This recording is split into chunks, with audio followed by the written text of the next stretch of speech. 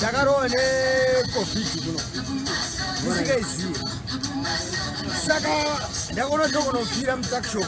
Vanda kuvula chi COVID shop. Uyona? Andikuona. Nama ese. Andikuona. Ndana kuvula COVID shop. This is a new shop. What is COVID shop? COVID shop no one. What's the COVID?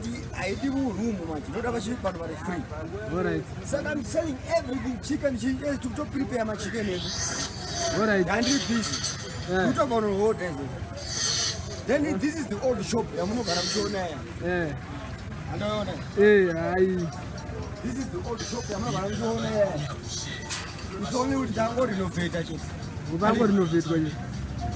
The only shop I got here. Uyu dimkanya manje. Uyu dimkanya? Mkanya kaini. All right. Madam wangu no wapereka. Okay. Busy. Kamba wakapereka kwa mkazi wako uzokuita kuti chi? Anaona kisi unongokisa ipapo. All right. Anaona. Saka zvese zvichazvigadzire. Zvese zvichagadzire. Kuno kuZimbabwe titori po. Atikunakirwa singaite.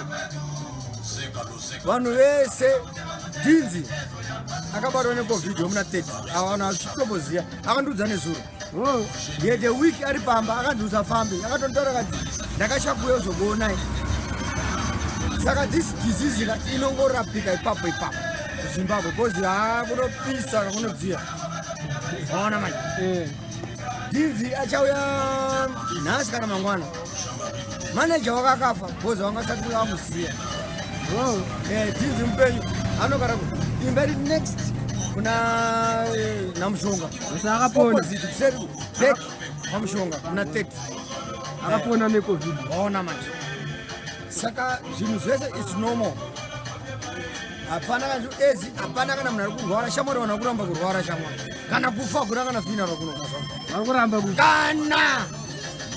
kana hapana kana ari kuno vanhu vari kungofamba shamwari it's normal vasina mamaski ende vana vese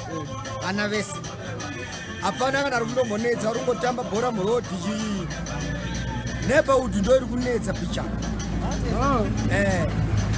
ikauya nongoita ndakunomang'ara yobva yaenda nemakuhwa kani ungonoudza mudhara kuti vanhu vanishungurudza biya tinaro kodi iri kutuka biya kapiriko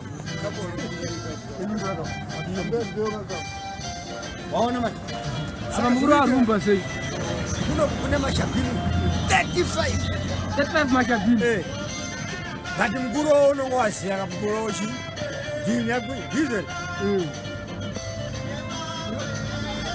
ichi chichi ijembi izondoi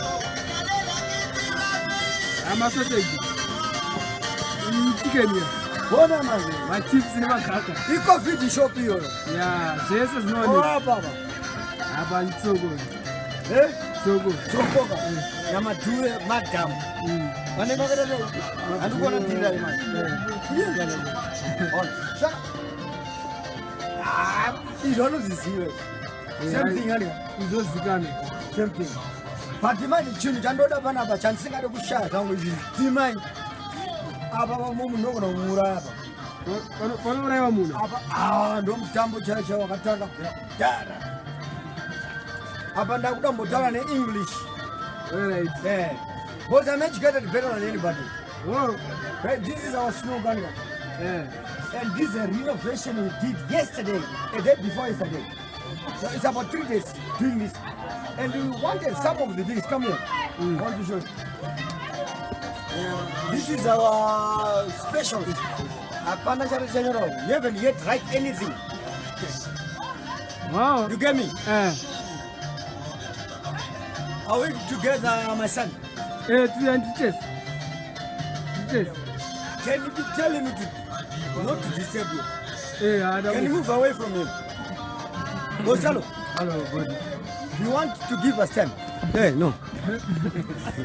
I thought you were fucking around.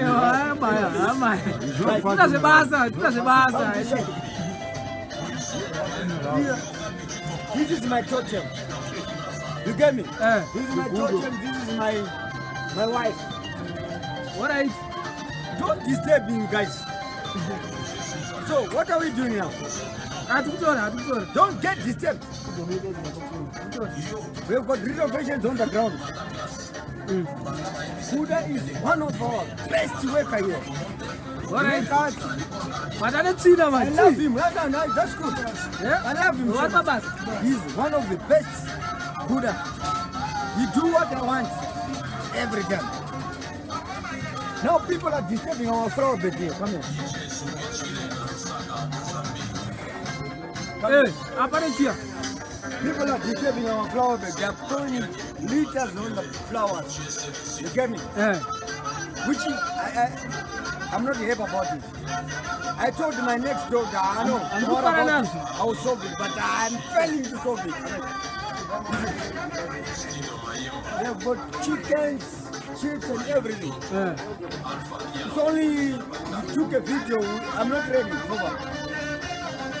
And people, this is their Asaba photo. pizza mkate. Timbora mkate makamira. Come here. Nakadaba. So our story is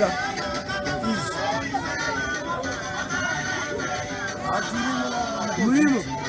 Covid. I can just give you one dive. Eh, majaji I nao. want to give you one dive.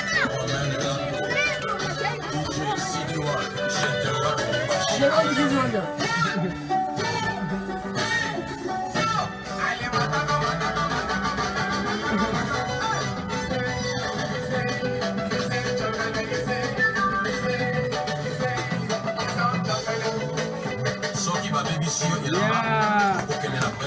Yeah.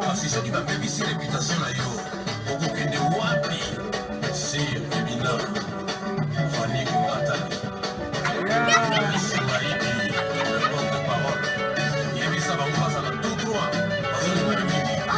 So thank you, man.